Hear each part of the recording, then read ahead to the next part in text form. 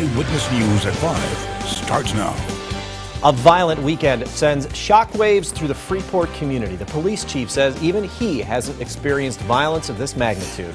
Federal lawmakers believe police experiencing violence on the job are more likely to use deadly force. Advocates say the remedy starts with mental health. Rockford now has one more place to take the family for some fun and learning, but a trip to the Discovery Center will be a little different. We'll tell you what to expect for a day at the museum. Good evening, I'm Eric Wilson. Mimi Murphy is off tonight. Investigators released the name of the man killed early Sunday morning in Freeport. 23-year-old Latarian Brumfield was one of 6 people shot on South Carroll Avenue near Galena. Right now, police don't have anyone in custody, but the chief tells Michelle Rave this shooting isn't like anything he's seen before. It was a violent 4th of July weekend after a shooting left 1 man dead and 5 people hurt. But some Freeport residents tell me the violence isn't surprising. I couldn't really tell if it was gunshot or if it was the fireworks. I kept hearing a lot pop, pop, pop, somewhat rhythmic, which I thought could have been gunfire, but I figured, how can you tell? Longtime Freeport residents Gloria Alleman and Steve Carroll live just a few blocks away from the deadly shooting. Both say Freeport has changed drastically. It's kind of getting to be a common thing in this neighborhood. Some of the people that are my neighbors, we've lived here for years. Some of them lived here for 30 years. When I moved here, this was a nice, quiet, residential neighborhood. It just makes me sad and angry. Where I live, there's been gunfire all around. About 5-6 weeks ago, a young 15-year-old lad was shot in the leg at 1:30 on a Monday morning on the corner of Maple and Galena, which is right behind where I live. Chief of Police Matthew Summers tells me he hasn't seen anything like this before. Is it typical to have just one person shot? To me, that's not typical, and especially to have 6 people shot. It's very disturbing to me. 25 years, I've never been to an incident where there were 6 people shot. Now, some residents want to see more police patrolling the streets. If they see they're around, it would sure stop some of the stuff, I guess. Try to do something to try to reach the young people, and try to make this a better place for all of us, because we all have to live here. Freeport police say they're working on training more police officers. In Freeport, for your home team, I'm Michelle Rave. 1 man is dead, 2 others hurt after a string of shootings at a Rockford apartment complex over the weekend. It happened Sunday around 1:30 in the morning on Score Street at Orton Keys Apartments. Police found a 24-year-old man shot at the scene. Paramedics took him to OSF St. Anthony. He died at the hospital. His name won't be released until family is notified. 2 other people were hurt during a pair of shootings the night before. The first happened Saturday just before 5 a.m. at apartments near Ranger Street. Police didn't find anyone at the scene. The victim took herself to the hospital. Investigators say she was sitting in a car with 2 men when someone in a silver sedan opened fire. The second shooting happened about 45 minutes later on the Score Street side of Orton Keys. A man was shot in the back. A silver sedan is suspected to be involved in that second shooting as well. Gunfire hits 2 people early Sunday morning. It happened on 15th Avenue in Birch Court near 15th and Kishwaukee before 2:30.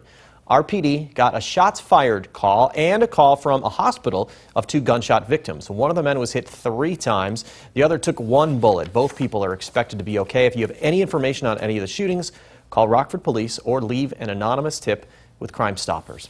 The hearing addressing a citizen complaint against Rockford Police Chief Dan O'Shea is pushed back. The Rockford Fire and Police Commission moved the date to Thursday the 9th. Originally, the board scheduled the hearing for tomorrow. The first step is to see if there is probable cause to further investigate. If probable cause is found, that would lead to an evidentiary hearing. The complaint says comments O'Shea made about 16 and 17-year-olds violates department policies against biased policing. Another group has come out in support of Chief O'Shea with a Change.org petition. Both Rockford's mayor and the Winnebago County State's attorney have backed the chief as well. As U.S. lawmakers consider police reform, some want to offer more help for officers dealing with trauma and post-traumatic stress. The ideas had bipartisan support in the past. Advocates believe more resources might ultimately reduce the number of times police resort to the use of force. Our Washington correspondent Joe Khalil is keeping you connected to the nation's capital. So Some lawmakers say on-the-job trauma could make police officers more likely to use deadly force. I've seen, the good officers go from call to call to call and having to deal with really violent situations. These are very gory scenes. Congresswoman Norma Torres says giving officers more mental health resources to help with post-traumatic stress could make them less likely to reach for their guns when the situation doesn't call for it. It's important to ensure that we are taking care of their mental health. Torres included a measure in the Democrats' police reform package that would pay for studies to examine the impacts of trauma on police officers. Clinical psychologist Ellen Kirschman says officers' untreated trauma can lead to rash use of force judgment. Decision making obviously will not be as good if you are pumping out all kinds of adrenaline. But she says it's important to distinguish inadequate training or inherent bias from trauma. That feels like when you bring that up that you're excusing bad behavior or racism. Steve Maritas is director of a police advocacy organization. Address the problems and try to correct it and try to get the help that these officers need. He says he wants to see departments nationwide address both systemic racism and mental health. But these programs will cost money. If you defund the police, you're not going to have a police force. The Senate failed to act on its own police reform bill last month and may not take it up again until after the August recess. In Washington, I'm Joe Khalil. More than 24 firefighters are called into action when a Rockford home goes up in flames early this morning. This happened on North Mulford near Guilford just before 6:30. Fire crews found heavy smoke and fire coming from the roof of the ranch-style home. It took about an hour to put it out. Investigators are looking into what caused the fire. About $200,000 damage was done. No one was hurt. The Northern Illinois Food Bank serves 5 local counties, including many rural areas, and some of those communities can be hard to reach. That's the message staff wanted to get across to Representative Adam Kinzinger. He toured the food bank's Northwest Center in Rockford today. Workers tell us this was a way to show Kinzinger what they do and how they can work together to serve people in Northern Illinois. A lot of the times we take programs like this for granted, especially when the economy is good, and then when the economy takes a hit, in this case by an unforeseen pandemic, you realize the importance of a program like this and having an organization like this around when it matters. There are many assistance programs out there, but sometimes people aren't eligible for them. Since the COVID-19 pandemic hit, the Northwest Center's changed to drive-through services to keep clients and staff safe. A family favorite in Forest City prepares to open back up. The Discovery Center will start welcoming guests Wednesday. A visit to the museum will look a little different. Families need to make a reservation ahead of time. Each will be for a 2-hour time slot. Tickets will be electronic to limit touching between guests and staff. Anyone 6 years old and over has to wear a mask or face covering. Some exhibits have been moved, modified, or taken down. Hand sanitizing stations will be scattered throughout the museum, and social distancing will be enforced. A local nonprofit that reaches kids across the globe gives a helping hand to its hometown. Kids Around the World volunteers were at work at Walker Park. The group's making repairs to the former elementary school playground. Volunteers fixed damaged equipment, added ADA accessible swings, and piled on the mulch. Since its founding 26 years ago, Kids Around the World's built more than 800 playgrounds in more than 80 countries, but it started in Rockford. Kids Around the World is based here in Rockford, so any chance we can help our local community, we love to pitch in and help out, especially the Rockford Park District, seeing as our history goes back to our first project 26 years ago with the Rockford Park District when we built a playground in Bravary, Ukraine. Work on Walker Park will continue tomorrow. The group will then move to the former White Swan Elementary on Wednesday and Thursday. If you haven't noticed, we are in the middle of a heat wave, and the places to beat the heat are few and far between. Right now, there are just 2 official cooling centers in the state line. One is the Department of Human Services building. That's near Mulford and East State Street in Rockford. The other is at the Belvedere Oasis on I-90. We've reached out to the city of Rockford to see if it has any other places to cool off, but we have not heard back.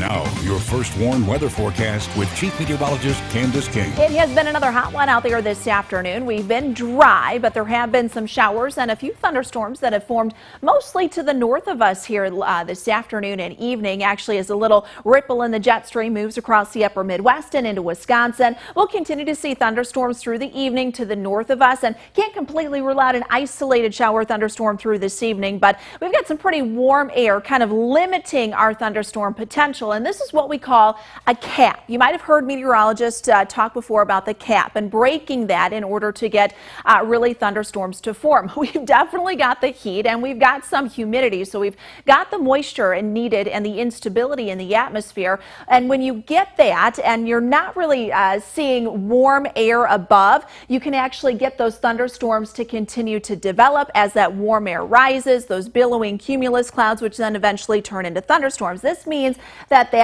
storm and that air has broken the cap or the lid on the atmosphere. But when you have that layer of warm air up above, see what happens when we get the sun, it heats up the air, that air rises. As long as the air that it is rising into is cooler than that air mass itself, it's going to continue to rise. But once it reaches a point in the atmosphere that it's either the same temperature or warmer, it's not going to rise anymore. And that's what we call a cap. So you just get those fair weather cumulus clouds like we've had out there this afternoon. Now tomorrow we kind of peel away at that lid just a little bit. So we actually have a slightly better chance for some thunderstorms as we go into the afternoon. But you see lots of sunshine on our Mercell SkyTrack camera out of the Rochelle Airport. Temperatures in the upper 80s, low 90s. We're at 90 degrees right now in Rochelle, 92 in Rockford. Feels more like 95, so the heat index is going up, and that means the humidity is also going to increase over the next couple of days. Our weather watcher Bob here in Rockford checking in with 90 degrees and a dew point temperature currently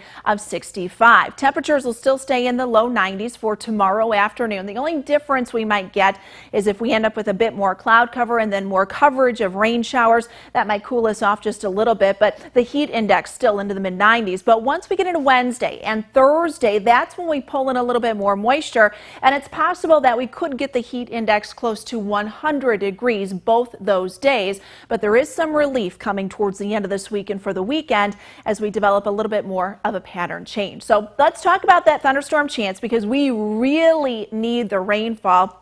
I don't think we're going to see a lot of it through tonight. Most of the storm activity stays to our north. So another dry, another mild night. Mild to start off our Tuesday, but look what happens as we go into the afternoon. We get that heating of the day, that little ripple that's up to the north of us this evening. We actually see another one come a little bit further south tomorrow. So that might increase our potential for some showers, thunderstorms. No severe weather expected tomorrow, but some heavy rainfall definitely a possibility, and just an isolated chance mostly to the northwest of us once we get into Wednesday. So 71 degrees for us tonight. It is going to be a very mild night. Tomorrow we are back up to 92 for the afternoon. Hot once again. The heat index back into the mid-90s for Tuesday. 94 on Wednesday, 93 on Thursday. Those 80s, they look pretty good, Eric. Heading into the weekend. Might be short-lived, though, because we could warm up right again next week. Now, the Napleton Sports Desk with Sports Director Scott Lever. There will be opening day baseball on both sides of Chicago on Friday, July 24th. The White Sox will open up a guaranteed rate field against the Twins. That same day, Friday, July 24th, the Cubs will host the Brewers at Wrigley Field. The schedule also calls for the Cubs and White Sox to play each other 6 times in this shortened season. Will Yu Darvish be the Cubs' opening day pitcher? It's between him and Kyle Hendricks. Darvish looks ready to roll. This is Twitter video of him showing off a new pitch. He calls it the Supreme. It's a combination of a fastball and a splitter. It fades down and in on right-handed batters. Well, the NBA has given its players a list of social justice messages that they can wear on the backs of their jerseys when games resume. Some of them include Black Lives Matter, Vote, I Can't Breathe, Justice, and Peace. There are many more. Some players are upset, though, that they have to choose from a list of messages. They prefer to come up with their own. Well, everything you wanted to know about Colin Kaepernick over the last 6 years will eventually come to light. Kaepernick has struck a deal with Disney to produce a docuseries. He'll share stories that examine race, social injustice, and the quest for equality. ESPN Films will do the production work. The series will air on all the Disney platforms. Packers president Mark Murphy is more than a little concerned about the NFL season being able to play out. In a monthly online column over the weekend, Murphy said the NFL has had the benefit of time due to the coronavirus hitting during the league's offseason, but now time is running out. Rookies are due to report for training camp July 21st and players July 28th, veteran players. What happens when you win the NFL MVP award and the Super Bowl MVP award before age 25? You get a really big contract. And that's what Patrick Mahomes got today, the biggest contract ever by an American pro sports athlete. He got a 10-year extension worth $450 million. Add that on to his current deal that has 2 years left on it, and Mahomes stands to be a Kansas City Chief through the 2031 season. Spring football is coming to college football in the Ivy League. The league is expected to announce on Wednesday that its games will be pushed back to next spring. The Ivy League will become the first Division I conference to make that switch. Others might follow.